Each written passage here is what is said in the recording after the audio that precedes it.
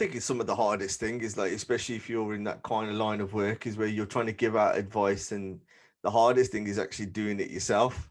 I think you just go through experiences, learning about what you've done, and then, actually talking is easy in it. Talking is cheap in Yeah, it. You can just say, yeah, oh, just stop, just do this side of it. But I think it's kind of where you're able to give your experience and tell somebody, oh, look, this is what I went through. Then you give them a choice, and it's a choice whether they want to do it, or it's a choice that whether they want to kind of ignore it respectfully. A lot of the times when you're giving advice from that side. So, when you were looking at these gaps, sorry, when you were looking at seeking for help and looking for like mental health, those organizations, did you, this is an area in addictions or talking therapies. Did you find there was a gap in the service for apnea, especially apnea lads? the problem with apnea lads is we've got WhatsApp groups, yeah. Yeah. Apnea lads are notorious for WhatsApp groups, right? Everyone loves a WhatsApp group, yeah.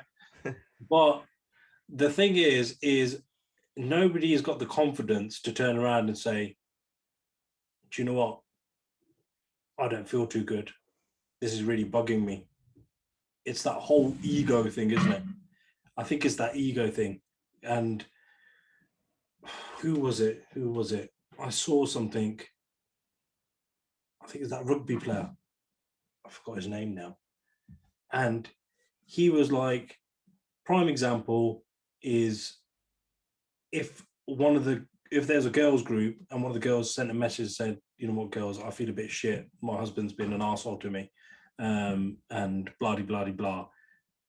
They'd be there. They're supportive. They're there. But with blokes, it's different.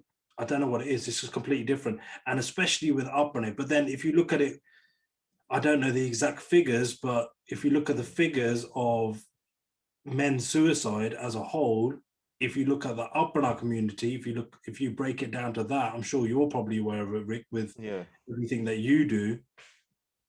It's scary, isn't it?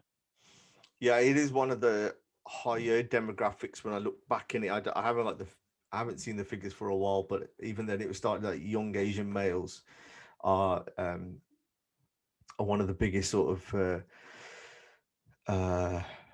higher demographics who actually suffer from suicide in that way. But I think in terms of those conversations, even with family, I mean, like I'm guilty of it, exactly what you've just said in terms of WhatsApp group. So in terms of like, look, there'll be a lot of lads who are going to be listening in at some stage into this podcast.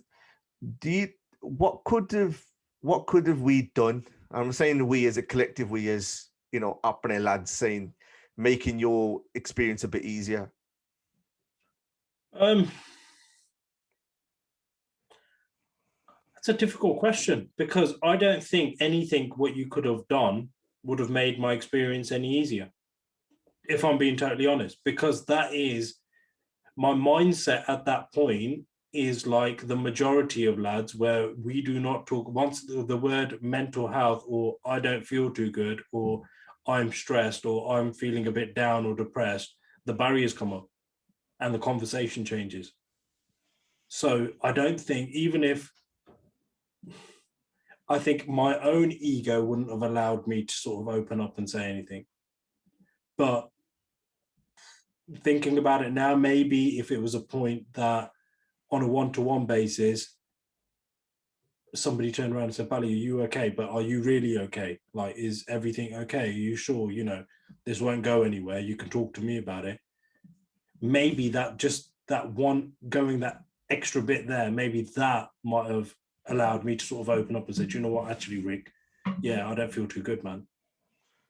So actually asking that extra okay might have been that key bit to a safe environment, isn't it? So you've just explained that you're creating a safe environment, asking that extra okay, that might have been a little bit of a trigger. But I think something you said earlier as well, which was around you were kind of self-medicating with alcohol at that point. How did that start becoming an issue? Was it linked to? No. I mean, to be honest with me, I'm not trying to find connections. I'm just saying no. just from your I get behaviors, that. what you said. Yeah, no, I get that. To be honest, with the drink, it wasn't a case of I was drinking daily. I've always kept it to predominantly, I'll keep it to Monday to Friday. I don't drink. I train Monday to Friday. Yeah. And even when I was in that downward period, Monday to Friday, I wouldn't drink. I'd drink on the weekend, but maybe I'd probably have a couple of more on a Saturday and a couple more on a Sunday compared to what I'd normally have. But that wasn't because I was using that as a medication in any kind of way of, because I'm feeling down and depressed. But the only link that I would say was because of the alcohol, I was using that as an excuse on, let's say, the Monday or the Tuesday when I'm feeling down. Oh, it must have been because I had a big session on the weekend. Yeah.